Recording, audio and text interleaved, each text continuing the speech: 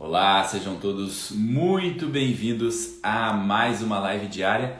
Como de costume, se você estiver me vendo bem e me ouvindo bem, me avisem aí através dos comentários. E aí, pessoal, como vocês estão? Bom dia! Chegamos então aqui a mais um dia de live aqui no Instagram. Hoje, dia 7 de novembro, aqui no nosso horário tradicional das 6 horas da manhã, começando uns minutinhos hoje atrasado, 6h05 agora. E estamos aqui então para fazermos a nossa live número 67. Já são 67 dias fazendo lives aqui no Instagram. Então vamos para mais um tema no dia de hoje, voltado para o desenvolvimento pessoal. Como eu havia falado já algumas lives atrás, praticamente as 60 primeiras lives que eu fiz foram com temas variados, temas diversos, né? A gente nunca repetiu o tema, por assim dizer, apesar de serem assuntos que conversam entre si, mas foram as 60 primeiras lives sempre falando sobre temas diferentes. E agora entrei numa fase em que eu estou começando a dar uma reforçada em temas que já foram vistos anteriormente, para que a gente possa estar aprofundando também dentro de alguns determinados assuntos, pegando aqueles que foram mais comentados, aqueles que foram mais importantes. E o que eu costumo dizer é que se por acaso você já viu esse assunto em algum momento, não vai ter perda nenhuma, porque às vezes a gente está vivendo um outro contexto diferente daquele dia que a gente estava assistindo aquela primeira vez, que nem quando a gente assiste um filme, às vezes a gente tira alguns insights num primeiro momento, tira outros num segundo momento. Ou então, se é aquele aprendizado que você teve algum aprendizado naquele primeiro momento, nesse segundo momento, então é um momento de reforçar aquele aprendizado para que ele esteja mais vivo dentro da sua vida. Então hoje a gente vai falar de um tema que em algum momento eu já abordei, mas que agora eu vou trazer de um modo diferente para que a gente possa reforçá-lo, tá? Vocês sabem que eu costumo dizer aqui que a substância da vida humana ela é narrativa, né? Por que eu falo isso? Porque existem formas diferentes da gente contar a nossa história, né? Diferente daquilo que a gente está vivendo realmente na prática, muitas vezes a nossa qualidade de vida está muito associada à forma que estamos contando a nossa história, né? Ou seja, o foco que a gente está dando para aquilo que a gente já viveu no passado, né? Para aquilo que já aconteceu. A gente pode contar e narrar a nossa história de diversas formas, né? Essa narrativa é que torna a nossa vida de determinado ponto de vista, né? Ela torna a nossa vida, às vezes, um tipo de conto, um tipo de gênero cinematográfico, por assim dizer, né? Então eu posso olhar para o meu passado e contar a minha vida como se fosse um drama, eu posso olhar para o meu passado e contar a minha vida como se fosse uma comédia, eu posso olhar para a minha vida e contar a minha vida como se fosse um filme de terror e por aí vai. Tudo depende da narrativa, de como a gente está contando, porque normalmente quando a gente está contando algo que já foi, a gente está atribuindo muitas vezes o nosso sentimento, nossa emoção, e a gente acaba distorcendo um pouco daquele fato, né? Como que a gente viu, como que a gente estava se relacionando com aquilo ali, né? Então, por isso que eu vivo sempre dizendo aqui que a gente precisa estar instalado na realidade, olhando as coisas como elas são, olhando para a nossa circunstância. Somente assim a gente pode fazer as melhores escolhas. Eu acabei de fazer um post lá no feed, não precisa ir agora lá para ver, depois vai lá e dá uma olhada, são 3 frases incríveis do Viktor Frankl, que eu acho que é quando a gente está bem instalado realmente na realidade. Eu posso até contá-la rapidinho aqui para vocês. Ela diz o seguinte: se a situação for boa, desfrute-a. Se a situação for ruim, mude a situação. Se a situação não pode ser mudada, mude a si mesmo. Essas 3 frases para mim são frases do Viktor Frankl, que era um psiquiatra austríaco, né, que foi o criador da terceira escola de Viennense. Para mim ela define muito o que é a maturidade humana, né, o que é uma personalidade madura. Isso está instalado na realidade. Agora, porém, quando a gente está contando algo que já aconteceu, quando a gente está narrando algo voltado para a nossa forma de olhar, que não está instalado na realidade, a gente muitas vezes escolhe como que a gente vai contar essa história, e como a gente conta acaba interferindo muito na nossa qualidade de vida. E por que eu estou falando isso, né? Porque o tema que eu vou trazer aqui hoje, ele se chama as 6 necessidades humanas, né? Que foi um estudo feito por uma psicóloga norte-americana chamada Chloe Madanes, junto do famoso Tony Robbins, que é um dos considerado o maior coach do mundo. Ele tem até filme no Netflix sobre ele, e ele foi o grande popularizador da programação neurolinguística no mundo. Ele não foi o criador da PNL, que é a programação neurolinguística, mas ele foi a pessoa responsável por tornar a PNL famosa, por assim dizer, né, ao longo do mundo, né? E eles fizeram esse estudo juntos sobre as 6 principais necessidades humanas mais presentes na vida das pessoas e como elas podem agir positivamente ou negativamente. Por isso que o tema da live está ali, luzes e sombras, né? A gente vai entrar em cada uma dessas 6 necessidades de uma forma um pouco bem sintética, né? Eu tenho procurado fazer lives mais curtas, lives de 30 minutos, mas com toda a intensidade e que possa ser gerado um aprendizado. Então, o que tem a ver essa questão da narrativa com essa questão das 6 necessidades? Porque vocês vão ver que cada uma dessas necessidades, dependendo da forma com que a gente está utilizando ela na nossa vida, depende muito da história que a gente está contando sobre a nossa vida, né?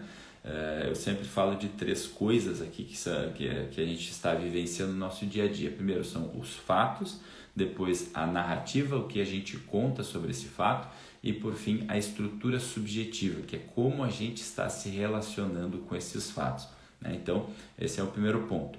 Tudo isso vem conversando com essas frases que eu acabei de dizer do Viktor Frankl, e tudo isso conversa também com o que eu vou entrar agora no tema dessas 6 necessidades. Eles distribuíram essas 6 necessidades da seguinte forma: eles entenderam que as 4 primeiras necessidades humanas são as necessidades que eles chamaram as necessidades da mente, as necessidades do ego, né? Aquela coisa do eu, né? Eu não gosto muito de falar sobre essa palavrinha ego, porque ela vem carregada de significados que às vezes não tem muito a ver com a origem da palavra, né? Então existe pessoas que falam que o ego é algo de ruim, que o ego é algo que tem que ser vencido, que tem que ser deixado de lado. Por outro lado, existem alguns estudos que falam que o ego nada mais é do que nós mesmos, né? Nós não conseguimos viver sem o ego somos nós, né? E a gente também precisa dar atenção para esse eu mais profundo, né? Assim como existe o ego lá no estudo do Freud, do id, do super-id, do ego. Então, por ter várias interpretações, eu não gosto muito de usar essa palavra, mas para a gente entender aqui o que eles quiseram dizer, é que essas são as necessidades da mente, que a gente pode conversar muito com aquele tema que eu trazia lá sobre as camadas da personalidade, né? Essas primeiras necessidades são necessidades daquela pessoa que ainda está em algumas camadas inferiores, na camada aquela do afeto interior ainda. Então, por assim dizer, a gente pode dizer que essas 4 primeiras, elas têm mais a ver com a pessoa que ainda não passou pelo itinerário da maturidade. E as 2 últimas, eles chamavam de necessidades do espírito, né? Necessidades espirituais, que são as necessidades realmente mais voltadas para o todo, que é quando a gente já não está pensando mais só na gente, quando a gente está pensando em nós e naquilo que a gente pode entregar ao mundo e aos outros que estão à nossa volta.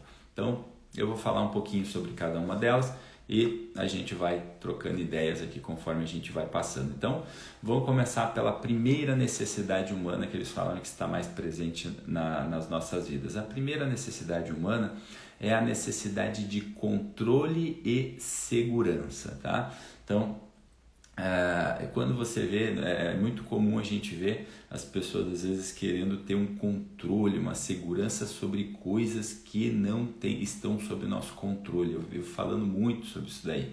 Essa é um tipo de necessidade que, de uma certa forma, ele vai estar sempre presente na nossa vida e tem uma naturalidade. Vamos pegar um exemplo, né?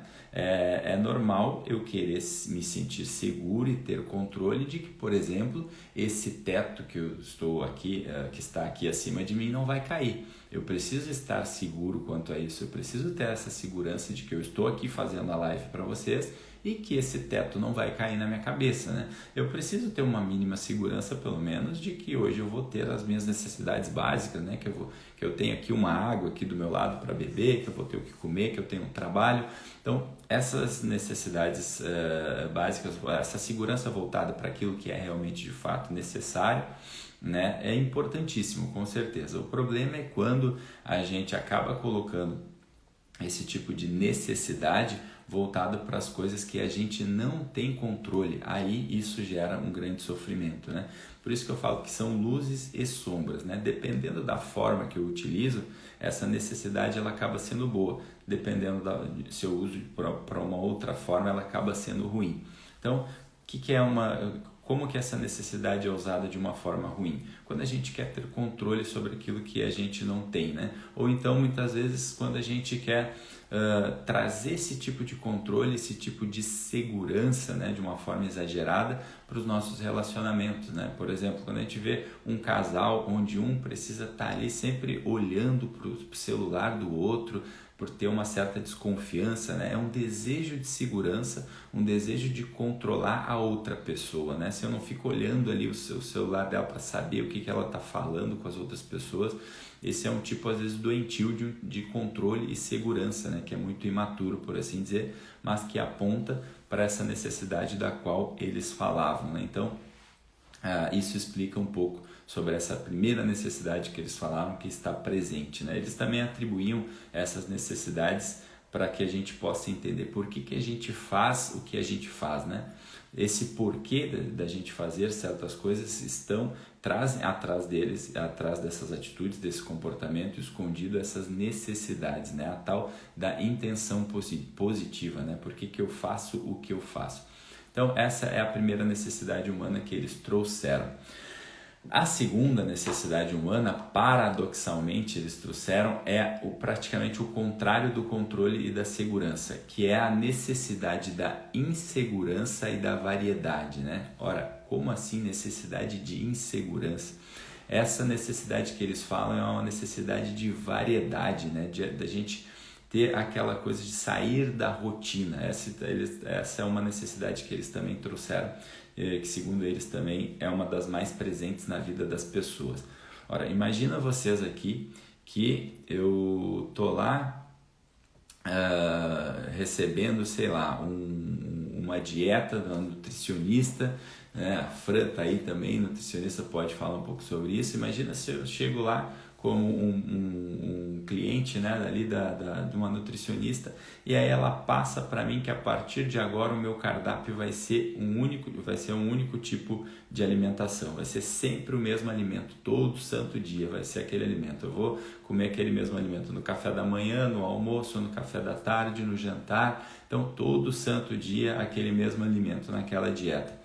Óbvio que vai chegar um momento em que aquela pessoa vai ter uma grande dificuldade de fazer aquilo ali. Por quê? Porque ela não está tendo o mínimo de variedade e o mínimo de incerteza, né? Perdão, eu usei o termo insegurança aqui, mas não era o termo insegurança, era o termo incerteza.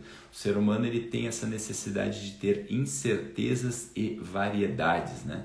Então imagina se a pessoa pega uma dieta sempre, todo santo dia o mesmo alimento, não estou falando o mesmo alimento no café, o mesmo alimento todos os dias no mesmo almoço, não, todas as suas refeições o mesmo alimento, é óbvio que ela vai ter uma dificuldade de fazer aquilo ali, porque ela não tem o mínimo de variedade, o mínimo de incerteza na vida, ela sabe exatamente o que ela vai ter que fazer todo santo dia e em algum momento ela vai acabar enjoando, por assim dizer, daquele mesmo alimento, né? Porque ela precisa ter o mínimo de variedade. Isso aponta também para questões de rotina. Às vezes tem pessoas que não conseguem seguir um trabalho rotineiro, ela precisa ter uma certa variedade, ela precisa daquela incerteza, da imprevisibilidade para ela poder estar se sentindo satisfeita, né, dentro de uma atividade profissional. Até aí tudo certo, até aí tudo bem, a gente precisa realmente ter um pouco de variedade mesmo na nossa vida. O problema é quando isso vai para o lado da sombra, que é o quê? Que é aquela pessoa que eu chamo que é o verdadeiro abridor de caixa, né? Aquela pessoa que a felicidade dela é quando chega a correspondência do Mercado Livre, quando chega a correspondência da Amazon. A felicidade dela é poder abrir a caixa para ver, ela chega a ficar ansiosa para ver se aquela correspondência está chegando, e depois que a correspondência chega, ela já não dá mais tanta bola, porque ela só tem aquele desejo, aquela necessidade da variedade. Isso, em algum ponto, pode ser muito prejudicial, porque a gente muitas vezes vê pessoas que não conseguem ter estabilidade em nada, elas vivem pulando de relacionamento em relacionamento, né? Elas começam um projeto profissional e daqui a pouco abandonam, né? Aquela pessoa que chega cheia de empolgação, agora eu comecei um projeto profissional aqui, e ela não deixa nem aquilo ali amadurecer, ela não dá o tempo, ela não coloca um tempo de dedicação de longo prazo para aquilo ali, daqui a pouco ela enjoa, ela não quer mais, aí ela está atrás de uma nova sacada. Essa é a pessoa que tem essa necessidade da variedade de uma forma sombria, por assim dizer, né? Aquela pessoa que começa um relacionamento e daqui a pouco ela não está mais gostando da pessoa, ela troca, ela vai para um outro relacionamento e ela vai passando de relacionamento em relacionamento porque ela tem esse desejo de variedade, ela não está percebendo, né? Então, essa também é uma necessidade que é importante a gente observar, porque ela vai estar sempre presente na nossa vida, mas a forma com que a gente lida com ela é de extrema importância. Então essas são as duas primeiras necessidades: necessidade de controle e certeza, e segunda, necessidade de variedade e incerteza.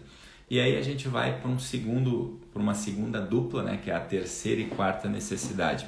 E isso são necessidades que eu percebo que essas duas próximas, são necessidades que eu percebo que estão muito instaladas dentro da nossa estrutura, muitas vezes educacional, né? De como educamos nossos filhos, de como o sistema escolar vai se desenhando. Não estou atribuindo a isso, mas fica mais fácil da gente entender quando eu trago esse exemplo. O que é essa primeira necessidade, né? Essa terceira necessidade? Essa terceira necessidade é a necessidade de significância e reconhecimento. Todo ser humano tem uma certa necessidade de se sentir significante e de se sentir reconhecido, tá? Então isso, num certo ponto, de um certo modo, é até saudável, né? É bom que a gente sinta um certo significado, né? Ter essa certa significância, esse certo reconhecimento na vida, né? Sinal que a gente está fazendo algo útil, sinal que a gente está sendo uma pessoa importante na vida dos outros, até aí é saudável. O problema é quando a pessoa coloca isso como uma necessidade a qualquer custo, né? Então, eu preciso ficar chamando a atenção para me sentir especial, para me sentir importante, para me sentir respeitado. Eu preciso ser o preferido na roda dos amigos ou na roda dos irmãos, dos familiares.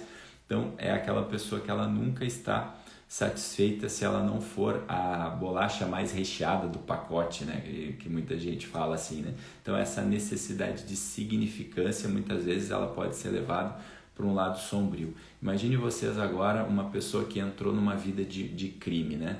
Às vezes naquele primeiro momento ela estava ali, ela achava que aquele ali era o único caminho que ela podia para atender uma necessidade básica, de repente para poder comer, de repente para poder, sei lá, ter alguma situação financeira atendida, e aí ela foi lá e pela primeira vez ela pegou numa arma, e aí naquele momento, até então ela se achava uma pessoa totalmente insignificante, e ela entrou para essa vida, e aí no primeiro momento que ela coloca a arma na cabeça de uma pessoa, é óbvio que naquele momento a pessoa mais significante na vida de quem está com uma arma na cabeça se torna aquela pessoa que está apontando uma arma para ela, né? Então olha como existem essas armadilhas. Às vezes, hoje existem relatos e estudos de pessoas que não precisariam mais estar no crime, mas elas acabaram criando um vício naquilo ali, a adrenalina, né? Talvez pela primeira vez que eu fiz isso, que eu fui cometer um assalto, eu tive essa adrenalina, mas eu me senti uma pessoa significante. Agora estão olhando para mim,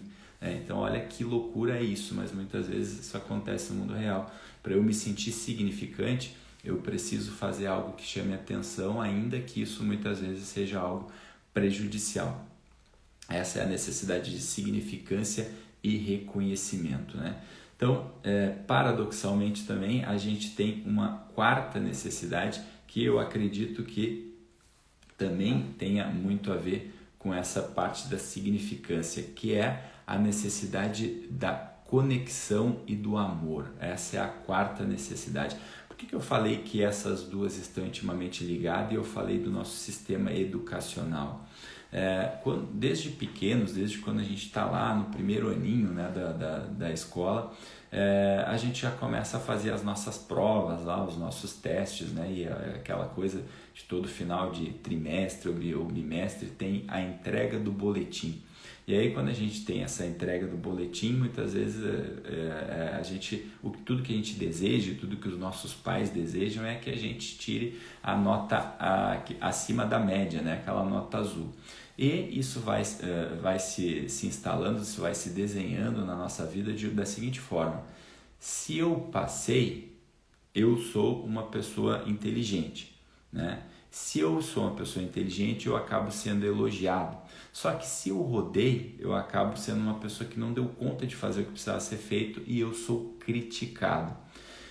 Num determinado ponto, eu acho que isso é saudável. O problema é que na maioria da cabecinha, na maior parte das crianças, na cabecinha delas, por elas serem muito pequenas ainda, por elas não terem ainda muito a capacidade, a maturidade para fazer uma interpretação, às vezes vai se instalando um certo medo, né? Um medo de, poxa, aí eu rodei e agora? Quantos escondem muitas vezes o boletim dos pais? Porque sabem que a partir dali vai vir uma cobrança muitas vezes excessiva, e ela começa a ter muitas vezes esse anseio por querer passar na prova para que ela possa se sentir significante e para que ela possa se sentir amada pelos pais, né? Então muitas vezes esse desejo de conexão, esse desejo de amor, ele está ligado a um resultado que muitas vezes é consequência de um esforço. E aí muitas vezes, para que ela possa obter esse resultado, ela não está mais focando no esforço, ela está focando a conseguir isso de qualquer custo. É onde a gente vê as crianças começando a colar para poder passar na prova, porque no fim das contas, se é o resultado que vai fazer com que eu me sinta amado, então não importa o meio que eu vou ter para conseguir lá, né? E aí a gente vai trazendo muitas vezes isso para a vida adulta, né? Para eu poder ser uma pessoa amada pela sociedade, pelas pessoas, a qualquer custo eu vou querendo obter conquistas, né? Que muitas vezes não são de forma idôneas, mas para eu mostrar para as pessoas, eu venci, eu consegui. E aí não importa mais o meio que eu tive para alcançar aquilo ali. Então, são necessidades que vão sendo atendidas de maneira errada, que vão indo para esse lado da sombra que eu falo, né? Eu vou buscando esse lado da sombra para atender essas necessidades, né? E por aí a gente vê inúmeros exemplos, né? Tem um caso que foi real, não sei qual década que foi lá, que teve um alemão que ele acabou tirando a própria vida porque quando ele estava no topo para ser a pessoa mais rica do mundo, acabou tendo uma queda lá na bolsa, ele acabou indo lá para 21º, e aí ele tirou a própria vida. Olha só, o cara era o 20º homem mais rico do mundo, mas por ele não ter conseguido chegar em primeiro, ele acabou com a própria vida. Olha só, a tamanha muitas vezes, esse barulho interior, essa necessidade sombria às vezes de atender essa necessidade a qualquer custo, ao ponto de pessoas chegarem a fazer isso. E isso vem muitas vezes lá da nossa infância. Por isso eu vivo sempre batendo na tecla. Está educando filhos, está educando de certa forma alguém que está na infância, valorizem o esforço dessa pessoa e não o resultado que ela atinja, e não associem o amor que você tem por esse filho, por essa pessoa, sobre o resultado que ele tem numa escola, né? Deixe sempre claro que o amor que você tem por essa criança, por essa pessoa, não tem nada a ver, não depende da nota que ele vai tirar na escola. Queira sim ajudar, queira sim educar para que ele tire boas notas, para que ele se esforce, para que ele consiga atingir bons resultados na vida, afinal ele vai crescer e a vida pede isso muitas vezes, mas jamais atribua o amor que você vai dar para essa pessoa, jamais procure sempre fazer com que essa criança entenda que ele será amado independente do resultado que ele tiver. Senão a gente acaba contribuindo negativamente para que essa criança cresça desejando esse amor a qualquer custo, né? Então, às vezes, fazendo qualquer coisa para poder ser amado, né? Outros exemplos que a gente pode ver de conexão e amor, né? Muitas vezes torcidas de futebol, né, que se juntam muitas vezes para ir ali, é o momento em que eles conseguem colocar tudo aquilo para fora, né, aquela coisa aquela raiva, aquela ira, então eles se juntam lá e aí é muito comum a gente ver essas pessoas em conexão. Ali naquele momento é o momento que eu me sinto conectado, eu me sinto pertencente, então eu faço parte de uma torcida de futebol, eu faço parte de algo maior. Essa coisa da conexão e do amor, ele tem muito a ver com o pertencimento, né? Todo ser humano tem essa necessidade de pertencer a algo, né? E muitas vezes acaba entrando em situações que talvez não precisaria, mas para poder dizer que está sendo aceito e que está fazendo parte de um grupo. Então, vimos até aqui 4 tipos de necessidades. Então, a primeira delas, recapitulando, né? Controle e certeza. Segunda delas, variedades e incertezas. Terceira delas, significância. A quarta delas, conexão e amor. Então, chegamos até aqui naquelas 4 primeiras necessidades que eles falavam que são as necessidades do ego, né? As necessidades da mente. E, por fim, eles trouxeram 2 últimas necessidades que eles falavam que essas são as necessidades de alguém realmente que já amadureceu, que são as necessidades do espírito, que são as necessidades que realmente é o momento em que a gente faz algo por alguém, quando a gente começa a contribuir, quando a gente começa a ter as nossas necessidades mais voltadas para um bem maior. Quais são essas 2 necessidades? Essas 2 necessidades são a necessidade de crescimento e a necessidade de contribuição. Eles chegaram nesse estudo à conclusão de que todo ser humano, para começar a ter uma vida significativa, ele tem também esses 2 tipos de necessidade, crescimento e contribuição.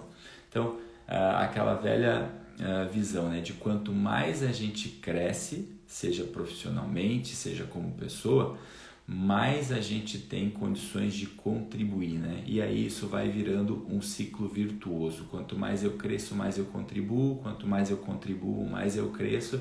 E por isso eles chamaram essas 2 necessidades de necessidades do espírito, né? Aquelas necessidades que ela tem um lado saudável. Porém, eles também fazem uma observação que essas 2 necessidades, não diferente das outras, elas também têm um lado sombra, né? Qual é esse lado sombra? É quando eu fico focado totalmente só em crescer, ao ponto de me tornar uma pessoa que só trabalha, mas não desfruta da vida, não aproveita minimamente no sentido de diversão e lazer, né?